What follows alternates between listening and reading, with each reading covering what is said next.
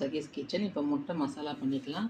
நான் பூண்டும் வெங்காயமும் ஒரு பெரிய வெங்காயமும் 10 பல் பூண்டும் சின்னதாக பொடியை நறுக்கி இடித்து வச்சுருக்கேன்.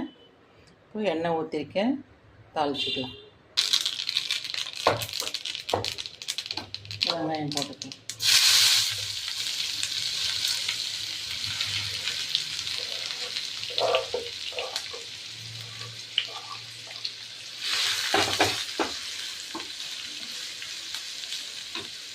அது வதங்கிறதுக்காக ஃபுல்லாகவே உப்பு எவ்வளோ தேவையோ அவ்வளோ போட்டுக்கலாம். பெப்பர் கொஞ்சம், இது கொஞ்சம் வதங்கட்டும்.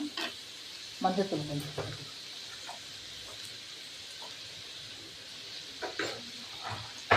இப்போ கொஞ்சம் வதங்கட்டும்.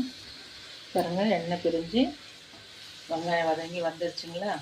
இப்போது ஏற்கனவே நம்ம மிளகுத்தூள் போட்டிருக்கோம், 2 ஸ்பூன் மிளகாத்தூள். இது கொஞ்சம் பச்சை வாடை போகிற வரைக்கும் வதங்கட்டும். ஏன்னா நம்ம தண்ணியில் நம்ம ஊற்ற போகிறதில்ல, சும்மா ஒரு அவசரத்துக்கு ஒரு முட்டை மசாலா, இப்போ தோசைக்கோ இல்லை ஒரு ரசம் சாதத்துக்கோ நல்லாயிருக்கும். இப்போ முட்டை உடச்சி ஊற்றிக்கலாம். கரண்டி எடுத்துருவோம்.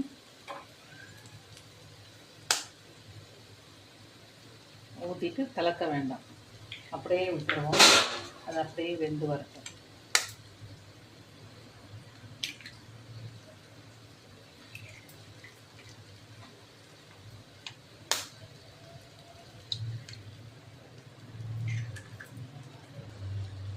ஒரு 5 நிமிஷம் மூடி போட்டு வைக்கலாம், வெந்து வரட்டும். பாருங்கள், லைட்டாக நான் திருப்பி விட்டுட்டேன். அடுப்பு ஃபுல்லாக ஸ்லோ பண்ணிட்டேன்.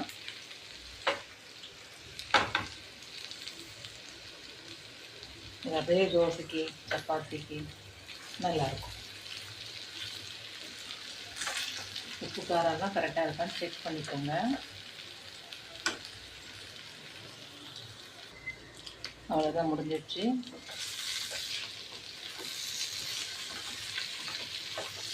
சூப்பராக வந்துடுச்சு. சப்பாத்தி தோசைக்கு அவசர ரெடி சமையல். பிடிச்சிருந்தா லைக் பண்ணுங்கள், சகீஸ் கிச்சனை சப்ஸ்கிரைப் பண்ணுங்கள். தேங்க்யூ.